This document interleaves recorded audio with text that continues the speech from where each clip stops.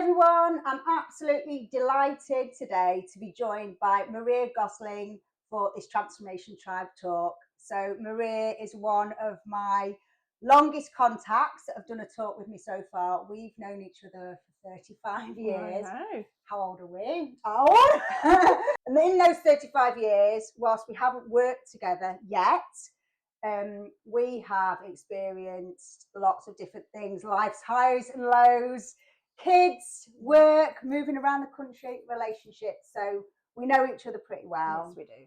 And today, the reason why we're talking is because we're going to be sharing Maria's coaching concept, which is Maria Gostling Coaching for Life, which is fantastic. And we're finally going to be working together in January because we're doing an event together, which I can't wait for.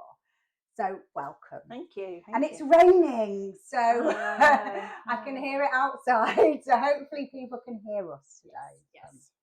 Anyway, so let's go back to this concept of yours, Maria Gostling Coaching for Change. Where did that start from? What is the trigger for that beginning and the concept of you launching that? Yeah. Great question, and I'm super excited to be here, so thank you. Good. I'm kind of at that part in my life where I've been doing something for so long and it really kind of aligns with me. I want to make more of it, so I did a big brave thing and said it out loud. But to give you a bit of background on how I've ended up in coaching, I do work in another organisation. I have a full-time job, very different to coaching. I work in the higher education sector at the moment, and for 25, 30 years worked with the local government, which isn't necessarily an environment for coaching. But I noticed that wherever I was, whatever job I was doing, I was always interested in learning, growing and developing myself. And I don't know, over 10 years ago, I had the opportunity to take a coaching course and gain a qualification. And that was the first time where I really realised, this feels really good. It aligns with me, sits with my values and how I want to help people. So I've spent a lot of time just doing things on the quiet, or through work, joining a coaching network and being very quiet about it. But actually really noticing that was where I was getting my joy from and where I was feeling that I was making a difference. So it's taken me 10 years from doing that to finally think, you know what? I've been through enough change of my own. I've been through a lot of transformations of my own where I now really want to put myself out there and bring people along. So I've got experience that I'm able to share with others. So that's why I'm where I am now. And it's fab because when you talk about that, and I love the way that you've rebranded, by the way, it is you and it's really authentic. And I think it's going to speak to a lot of people. And when we were talking about this, when you were sharing your brand around, you were saying, well, how does this sound? One of the things that strikes me is you are coaching that is mixed with life coaching, and you have got so many lived experiences, so you can really add value. There are a lot of people I come across that rebrand themselves as a life coach, and I think, well, they're very nice people and they have very nice lives, but they don't have much of a backstory or those lived experiences to draw from. So do you want to say anything about that? I can. I think one thing that really sticks in my mind is a few years ago, I decided to put the effort in understanding my why. So I don't know if you're aware of Simon Sinek's work. He's one of the people I like to read, and I did one of his courses on finding my why, and it's quite a difficult piece of work to do. It took a lot of sort of internal reflection and really difficult questions to ask myself. But I'm a big believer in that our why is shaped when we're really quite young, in our teenage years. So the work that you did in terms of understanding your why, what did you learn? So some values that really came out was courage and connection, and that's what I really wanted to bring through to my brand. So although I did that work a few years ago, I thought I need to dig it back out and revisit it. And you don't lose your why, it's always there. It's just taking the time to find it. So it can come from certain things that have shaped you during your early years, good things, bad things. And so courage and connection really shone through. I make strong bonds with people. I mean, why we've been friends for so long. Connection really matters. And that's kind of something that I've always brought into all of my work. So although my environment in a workplace can be data driven or technical, but people are always what matters to me. So that's where I started to really understand what it was that I had to bring, and couple that with all the changes I've been through. I like to walk alongside the clients. So some changes are chosen and some changes are you don't choose. They're just unexpected ones, like different types of life transition, family issues. The chosen ones can be around your leadership decisions, or you want to change your career or relocation. And I'll walk beside clients in all environments, pulling on my own life experiences. So that's what I enjoy about it the most. And you've got a lot of life experiences because you've got 4 kids, so that's a challenge in itself. Yeah. That brings, and twins are in the mix of that, Yeah. which is a big life experience that I have know nothing about, not having had twins. And you've got grandkids, and you've got a dog, and you've lived in many different places. That's right. So all of that builds that resilience and grows that courage, doesn't it? It And does.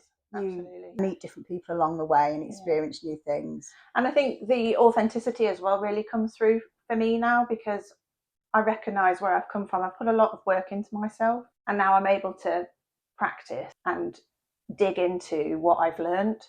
So the resilience part of me that you mentioned, I think that's a superpower. I didn't really know what it was when I was younger, or going through these transitions. I just get on with things.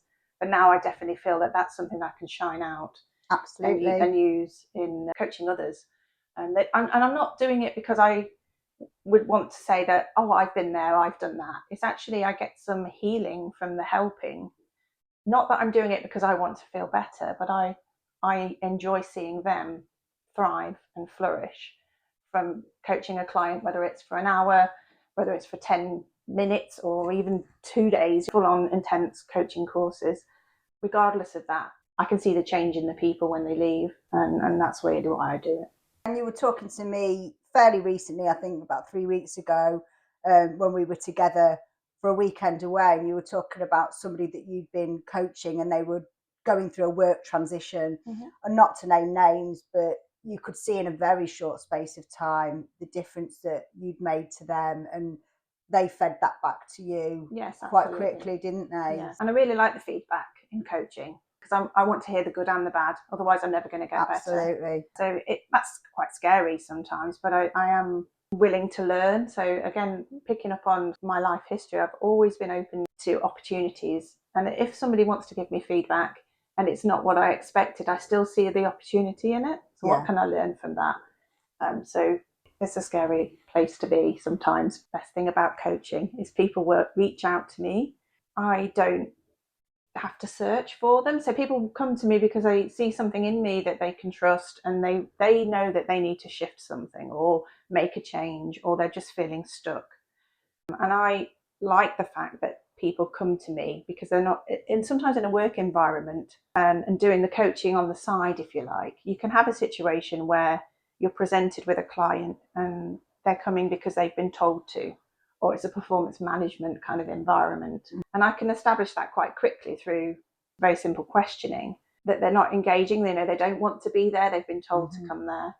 And sometimes that situation we won't carry on, because actually that's not what I'm there for. You have to want to make a shift, or you're presenting with a problem that you need some help with. The client you mentioned there, she came to me because she remembers me, and although she didn't know what I did, she felt that we had a rapport. So that turned into a really good relationship, where seeing her through a quite difficult time of finding the courage to make the right choice. And I don't think any decision's a wrong decision. It's just making one. And I help people shape that thought. I don't ever tell people what to do. It's about questioning and listening really hard, and then people will come up with their own solutions. 3 things there are springing to mind. So when anybody that has listened to my podcasts on the Transformation Tribe Talks know I'm a big fan of radical candor, which is about caring deeply about the individual or individuals you're working with, but also challenging directly and giving that open and honest feedback in the right way.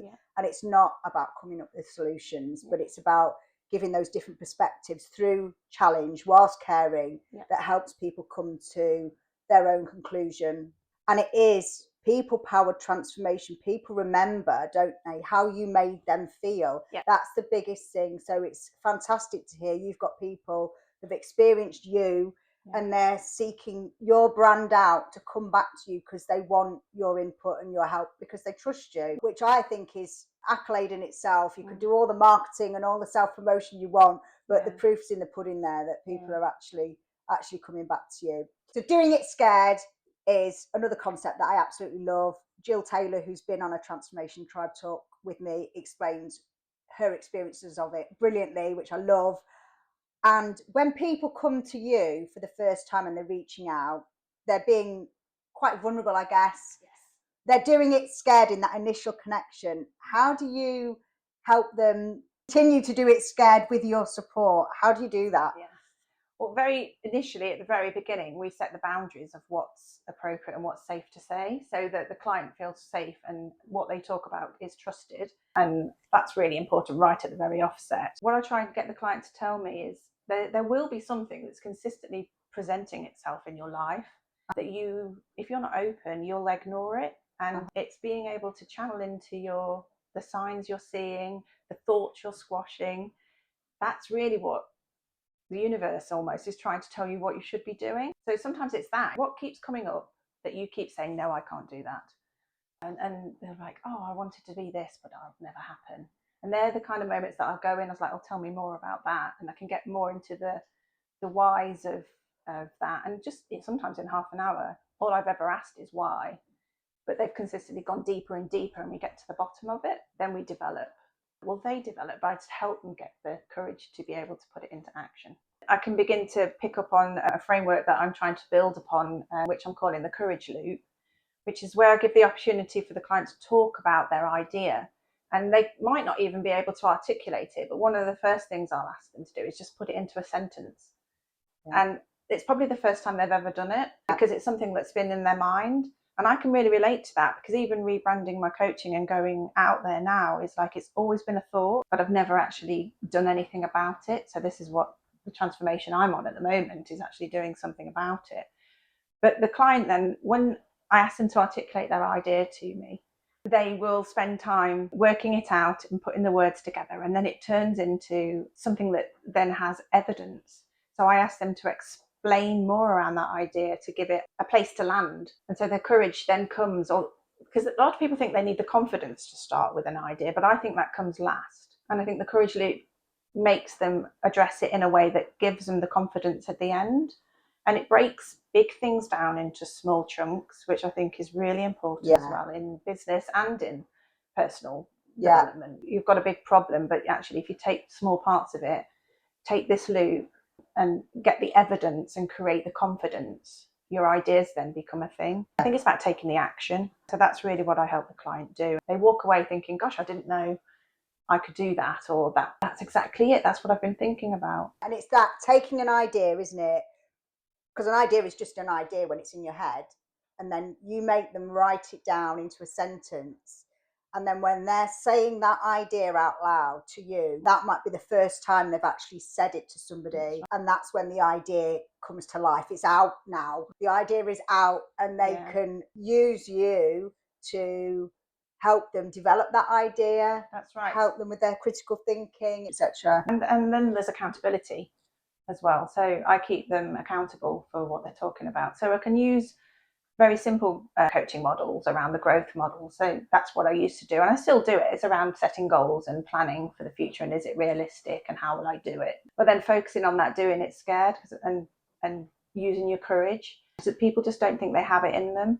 And it sounds brilliant. And I obviously trust you. You're a great friend of mine. But your personality and the vibe you give off, your tribe sets your vibe, the vibe you give off is very calming, very without judgment, and very accepting of ideas. And the fact that you have always invested time and effort in your personal growth, and accept that it's not an end destination, it's a continual thing that continues forever, which is a philosophy that I admire and share.